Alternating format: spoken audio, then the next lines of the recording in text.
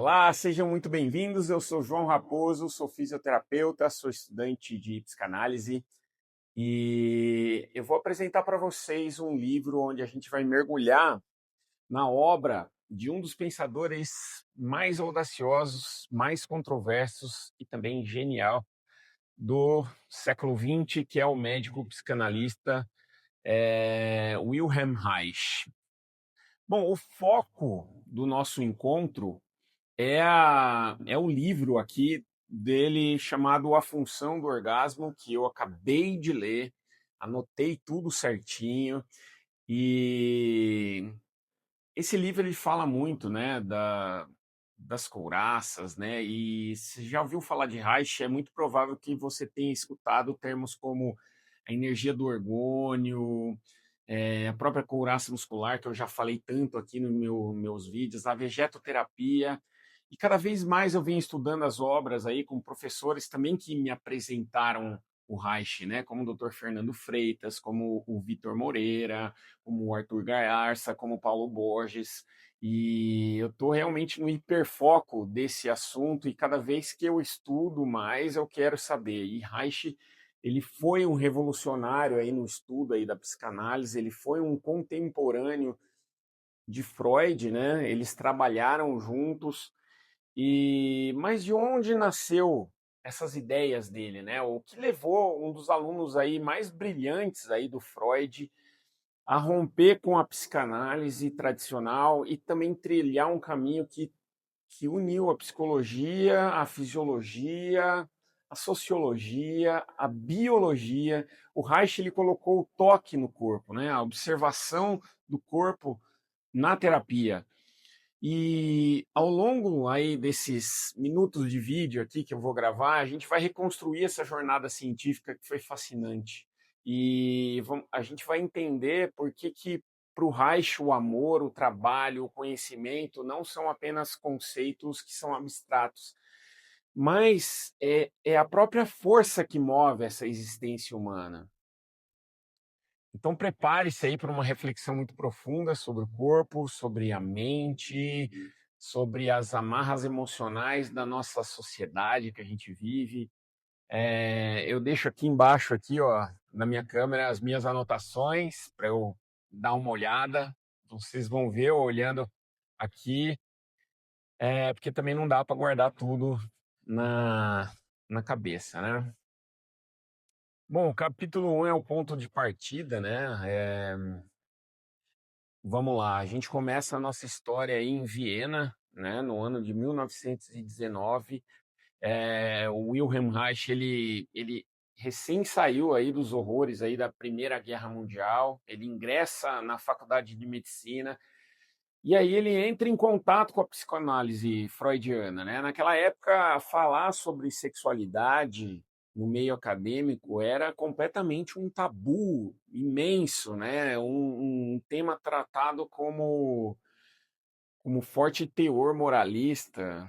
Bom, até hoje é assim, né? Imagina naquela época, né?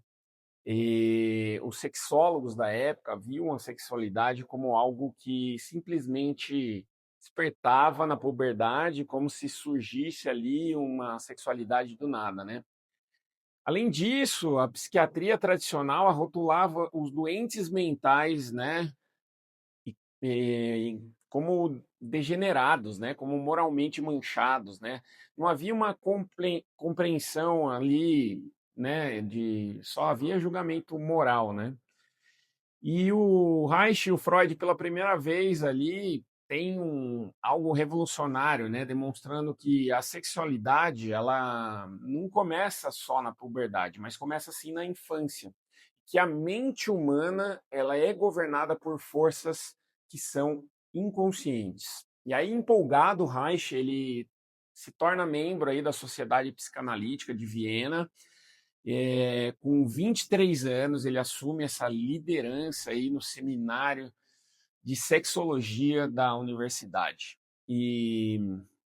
Porém, quando ele começa a atender os pacientes do consultório, na clínica pública, né, o Reich ele percebeu aí uma lacuna que era perturbadora na teoria psicanalítica da época. O Freud ele dizia que um sintoma neurótico ele desaparecia quando o conflito inconsciente se tornava consciente.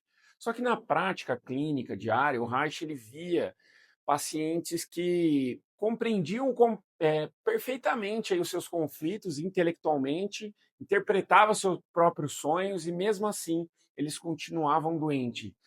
Por que que isso acontecia? O Reich ele dizia que a atividade psíquica é inseparável da nossa atividade biológica. Mente e corpo são expressões aí de um mesmo organismo, né? E aí, seguindo no livro, né, eh, essa resposta para essa pergunta, ela transformou a história da medicina psicossomática, né? O Reich ele começou a investigar minuciosamente aí a vida sexual real dos seus pacientes. E ele descobriu um fato que foi estarrecedor. 100% aí dos seus pacientes neuróticos eles sofriam de graves perturbações aí na sua capacidade de obter satisfação genital plena. A psicanálise tradicional considerava a impotência aí apenas como mais um sintoma, mas o Reich ele percebeu o contrário, né, que a perturbação genital era a fonte de energia para toda essa neurose. Mas aqui é preciso dizer e distinguir, né, algo que é fundamental, né? Que é também o coração do livro, né? Que é a diferença entre potência eretiva e potência orgástica. Para o senso comum, o homem que é potente, se ele consegue ter aí uma ereção e realizar o ato sexual, só que para o Reich, isso é apenas a potência eretiva do homem, ou a potência ejaculatória. A verdadeira potência orgástica é algo infinitamente mais profundo. Ela é a capacidade de se entregar, se render, é, de qualquer inibição, de qualquer angústia, se render ao fluxo de energia da biologia do corpo, capacidade de descarregar completamente a sua tensão sexual que foi acumulada por meio de convulsões musculares involuntárias agradáveis do corpo inteiro, né? O Reich observou que milhares de homens eretivamente potentes, na verdade, usavam o ato sexual como uma demonstração aí de força, uma demonstração de domínio, de conquista sádica ou de vaidade, né? Durante o ato, as suas mentes estavam cheias de fantasias, né? Os seus corpos permaneciam rígidos aí no final. Eles não sentiam essa satisfação real aí, mas sim esgotamento, né? Desgosto, indiferença. Do mesmo modo, as mulheres, né, elas eram educadas para conter a sua resposta sexual, sendo empurradas aí para frigidez ou para uma vivência dolorosa passiva. E com base aí nessas observações, o Reich ele formulou a teoria da estase sexual, né, que funciona de uma forma lógica, de uma forma precisa, quando o organismo acumula energia biológica e não consegue descarregar plenamente através do orgasmo natural, essa energia ela fica represada no corpo, né? É o que ele chama de estase, né? Estase significa que está parada, uma energia lenta, uma energia que circula muito lento pelo corpo. E essa energia biológica bloqueada, ela não desaparece, ela se transforma num combustível para os sintomas neuróticos. É ela que alimenta as crises de angústias, as obsessões compulsivas, as fobias, as depressões, as ansiedades. Tudo isso vai se somatizando, ou seja, vai adoecendo o organismo. Se um trauma de infância é a história da neurose, a estase sexual no presente é um motor que alimenta essa neurose, né? Vai alimentando continuamente essas neuroses, deixando a gente doente. Portanto, a fórmula terapêutica de Reich tornou-se clara, né? Curar uma neurose não basta trazer essas lembranças da infância para a consciência. É absolutamente necessário restabelecer essa potência orgástica do paciente, restaurando capacidade natural do organismo de descarregar essa energia que está represada ali. Se a energia é descarregada de uma forma saudável, esses sintomas eles perdem força de sustentação, esses sintomas acabam retraindo. E, e aí, ao longo do livro, mais ali para o meio do livro, né, ele fala como libertar essa energia, né? Quando o paciente está intimamente bloqueado e quando ele tenta conduzir seus pacientes à cura, o Reich ele deparou-se com uma muralha invisível também, né? Alguns pacientes sentavam ali no divã dele de uma forma extremamente polida, né? Concordava com tudo que ele falava ali, decoravam alguns jargões ali psicanalíticos, mas só que esses pacientes permaneciam internamente frios, né, insensíveis. E o Reich ele percebeu que não era apenas os sintomas que resistiam, né? Era a personalidade inteira do paciente. O modo como o indivíduo falava, o tom de voz, o olhar, o sorriso, aquela risadinha sem graça, o ar de superioridade, né? E essa postura enrijecida, tudo formava uma estrutura rígida de defesa. O Reich ele batizou esse fenômeno como couraça do caráter. A couraça do caráter é a história da nossa vida que solidificou no nosso corpo. É como se fosse a máscara que todo indivíduo usa para o mundo, né? Para quê? Ele usa essa máscara para não mostrar as suas vulnerabilidades, porque desde a infância, quando criança tenta expressar o seu amor, a sua curiosidade sexual ou a sua raiva legítima ali contra abusos que são autoritários, né? Ela é reprimida pelos pais, pela escola, pela sociedade. E para sobreviver a esse medo do castigo, da rejeição, da humilhação, a criança ela aprende a sufocar os seus sentimentos, né? Ela enrijece seus comportamentos, músculos, couraças, e essa couraça ela funciona como um escudo protetor contra o mundo externo, né? E contra os próprios impulsos internos, né? O problema é que quando a gente constrói esse escudo contra a dor e contra a angústia, o indivíduo também se torna incapaz de sentir esse prazer profundo, esse fluxo da vida, essa alegria, esse amor espontâneo. Ele se transforma num ser encouraçado, né? Um robô socialmente adaptado e biologicamente rígido, né? E a gente não é capaz de expressar as nossas emoções. E é aqui que o Reich realiza, né, uma coisa muito audaciosa aí na história da psicanálise. Ele percebeu que essa couraça de caráter, ela não é apenas uma atitude psicológica mental, ela é concretamente ancorada no corpo físico, sob a forma de hipertonia, de rigidez muscular crônica. Quando a gente reprime o choro, a gente tensiona aqui, ó, a garganta, o maxilar. Quando a gente sufoca a raiva, a gente bloqueia o ombro, o tórax, né? Quando a gente reprime essa excitação sexual, a gente trava aqui ó, a pelve, a gente prende a respiração e ao longo dos anos essas tensões musculares elas acabam se tornando automáticas e crônicas. O indivíduo já não percebe que está contraindo todas essas estruturas, né? E o Reich, percebendo isso, criou a vegetoterapia, né? Análise do caráter. Ele deixou de ser um ser psicanalista passivo, sentado atrás do divã, apenas ouvindo palavras, e passou a trabalhar diretamente sobre o corpo do paciente. Ele atuava ali nos bloqueios respiratórios, ele dissolvia espasmos musculares através de toques, pressões, mobilizava ali a pelve que estava enrijecida, né? E o resultado foi impressionante, porque ao desfazer a tensão muscular no tórax, na garganta, as memórias de emoções intensas da infância, como grito, como choro, como raiva reprimida de 30 anos atrás, irrompiam espontaneamente ali no consultório. O Reich demonstrou a unidade psicofísica do ser humano, mente e corpo.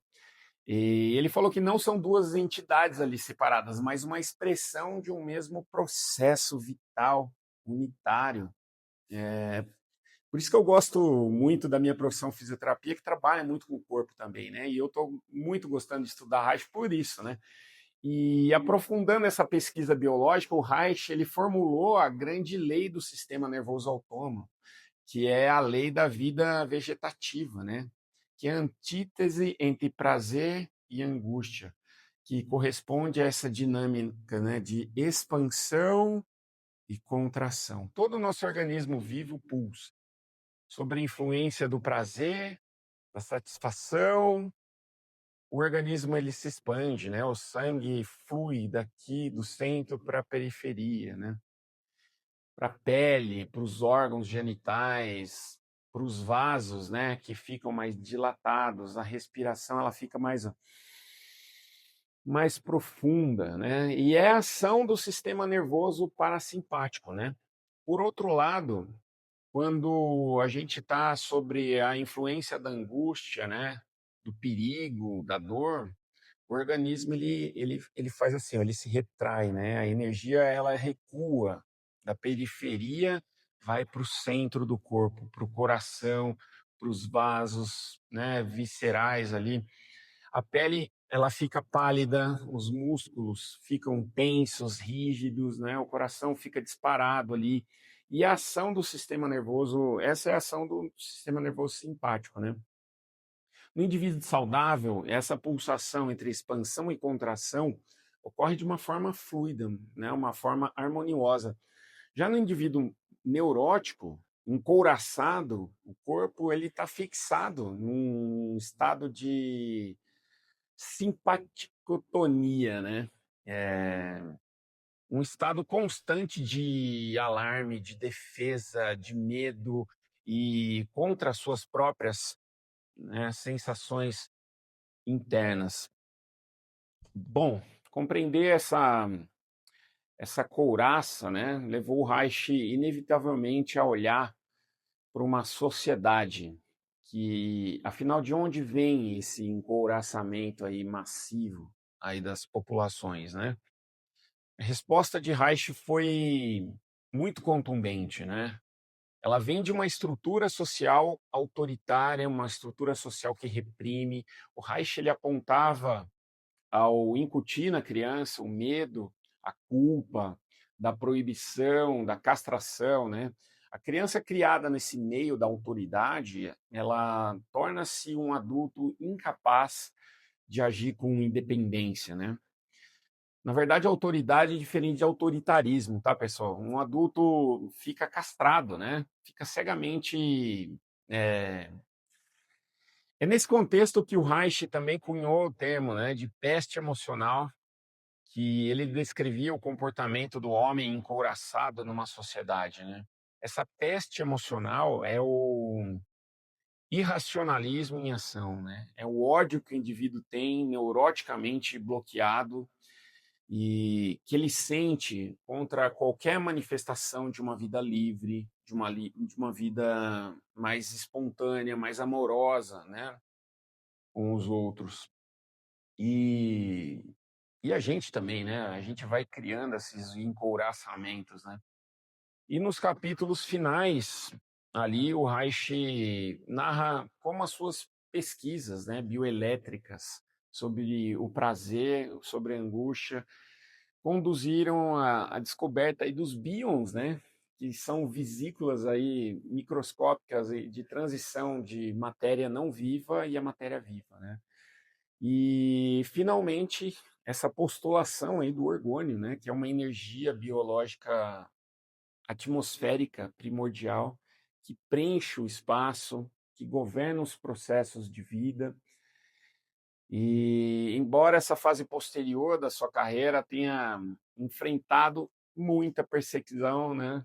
política, ele foi até preso por conta disso, né? O Reich ele morreu preso, só que deixou a sua contribuição, a sua compreensão do corpo, da mente, que é incalculável, que é atemporal. E quando eu concluí esse livro, né, A Função do Orgasmo, eh, ficou aqui uma lição central que é profundamente atual, né? A saúde psíquica, emocional de uma sociedade não pode ser alcançada por decretos morais ou por pílulas anestésicas. Ela exige respeito às leis naturais da vida.